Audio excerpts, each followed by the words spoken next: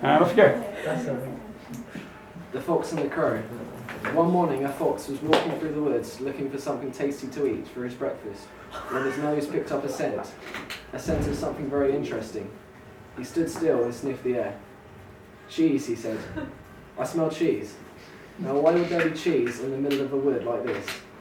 The fox didn't have to wait long to find out, because there, sitting on a branch high up in a tree, sat a crow, and in the crow's beak was the biggest piece of cheese he'd ever seen. Now the fox loved cheese more than anything in the whole world, and he decided that, come what may, he would have that piece of cheese for himself. "Morning, Mr. Crow," he said. "Why don't you come down and have a little chat?" The crow didn't reply.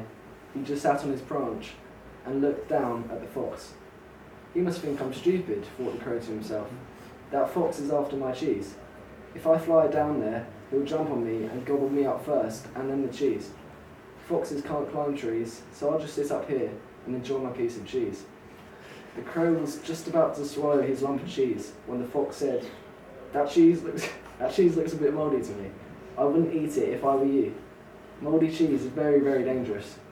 You could easily get ill from bad cheese. If I were you, I'd be on the safe side and just drop that cheese right now." "Oh no," thought the crow. Oh no, thought the crow. "I'm not falling for that. There's nothing wrong with this cheese. I found it fresh this morning. It smells wonderful and I'm going to eat it right now." The crow looked straight at the fox and waggled his piece of cheese as if to say, "Look what I got. Aren't I the lucky one?" "Right," thought the fox. "This crow isn't quite as stupid as he looks. I'm going to have to try something else." "You know, Mr. Crow," said the fox, "you really do have the most lovely feathers." The crow smiled to himself. He was rather proud of his sleek black feathers. The fox was right. They were rather lovely. "And your head," said the fox. "Your head is very fine indeed. Makes you look fierce, but wise at the same time." "Right again," thought the crow. "That fox knows what he's talking about, because if I do look fierce, and I'm very wise. And I bet you've got the most beautiful singing voice too," said the fox.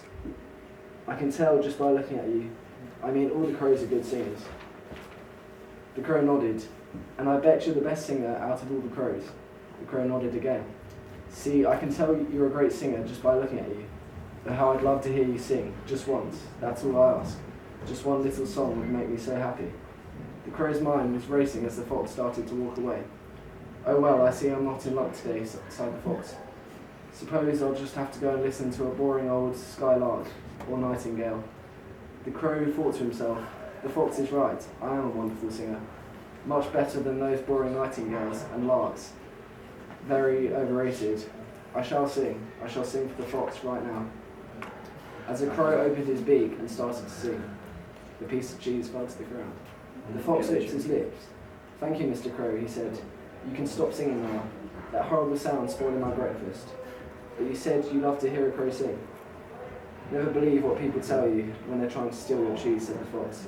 And he winked at the crow as he gobbled up the last little bit.